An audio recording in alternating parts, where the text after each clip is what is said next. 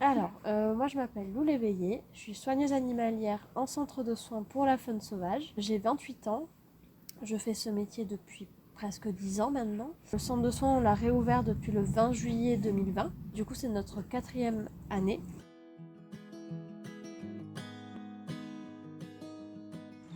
La mission d'un centre de soins pour la faune sauvage, c'est de récupérer les animaux qui sont blessés ou malades, ou les jeunes qui doivent être élevés. Donc ça peut être différentes maladies, bactériologiques, parasitaires. Puis après, les blessures, on peut aller des plaies, on peut faire des fractures, enfin voilà, il y a tout un panel de choses.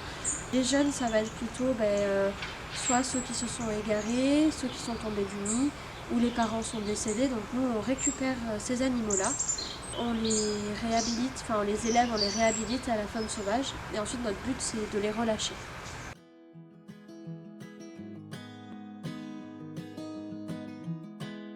Il faut savoir qu'en centre de soins, on n'a pas vraiment de journée type parce qu'on ne sait jamais du jour au lendemain ce qui peut arriver comme animaux. Nos horaires, c'est à peu près 9h midi, 14h, 18h.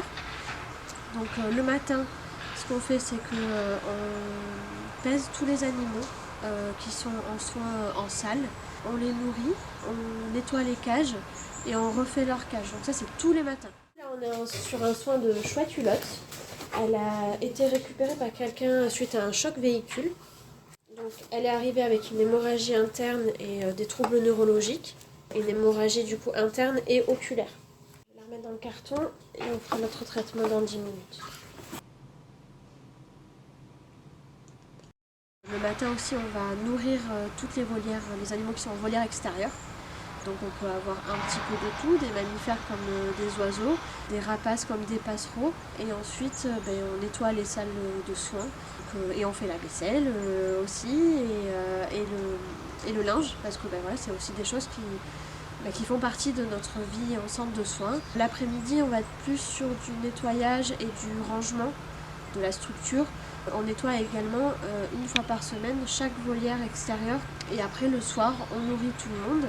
Donc que ce soit les animaux nocturnes de l'extérieur et on refait un check-up des animaux en intérieur pour voir s'ils ont besoin de rien. Et surtout, toute la journée, il y a toujours des petits soins à faire et des gavages et des sondages à faire. Voilà. Et après, toute la journée, également, on répond au téléphone et on a des accueils à peu près n'importe quand dans la journée.